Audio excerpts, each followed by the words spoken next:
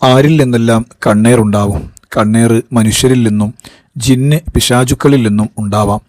മനുഷ്യരിൽ നിന്ന് തന്നെ നല്ല മനുഷ്യരിൽ നിന്നും ദുഷിച്ച മനുഷ്യരിൽ നിന്നും ഉണ്ടാവാം. വിശ്വാസികളിൽ നിന്നും അവിശ്വാസികളിൽ നിന്നും ഉണ്ടാവാം. സ്വന്തത്തിൽ നിന്നും അതുപോലെ ഇതര ജീവികളിൽ നിന്നും ഉണ്ടാവാം.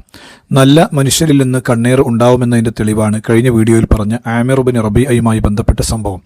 ജിന്നുകളിൽ നിന്ന് കണ്ണേറുണ്ടാവുമെന്നതിൻ്റെ തെളിവാണ് ഇമാം ബുഖാരി 5739 നമ്പറായി ഉദ്ധരിച്ച ഈ ഹദീസ്.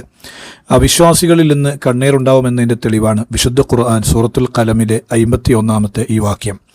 സ്വന്തം ശരീരത്തിൽ നിന്ന് തന്നെ കണ്ണേറുണ്ടാകും എന്നതിൻ്റെ തെളിവാണ് സുലൈമാൻ ബിൻ അബ്ദുൽ മലിക് കണ്ണാടി നോക്കിയപ്പോൾ തൻ്റെ സ്വന്തം ശരീരത്തിൽ അത്ഭുതപ്പെട്ടുകൊണ്ട് അല്ലെങ്കിൽ കൗതുകത്തോടെ അദ്ദേഹം പറഞ്ഞൊരു വാക്ക്, അനൽ മലിക്കു ഷാബ്, ഞാനൊരു ചെറുപ്പക്കാരനായ ഒരു യുവാവായ ഒരു രാജാവാണല്ലോ എന്ന് സ്വന്തത്തെ കണ്ണു വെച്ചുകൊണ്ട് അല്ലെങ്കിൽ കൗതുകത്തോടെ അദ്ദേഹം ആശ്ചര്യത്തോടെ അദ്ദേഹം പറഞ്ഞു.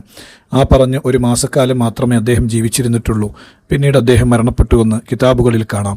അതുപോലെ ഇതര ജീവികളുടെ കണ്ണുകളെ സംബന്ധിച്ച് കിതാബുകളിൽ പറയുന്നത് വൈന്നമിൻ അൻവാഇൽ ലഫാഇ ഇദാ വഖഅ ബസറുഹ അല ഐനി ഇൻസാനിൻ മാത്തമിൻ സയത്തി. ചില പാമ്പുകളുടെ ദൃഷ്ടി ഏതെങ്കിലും മനുഷ്യൻ്റെ കണ്ണിൽ തട്ടിയാൽ തലസമയം തന്നെ ആ മനുഷ്യൻ മരിച്ചു പോകുന്നതാണ്.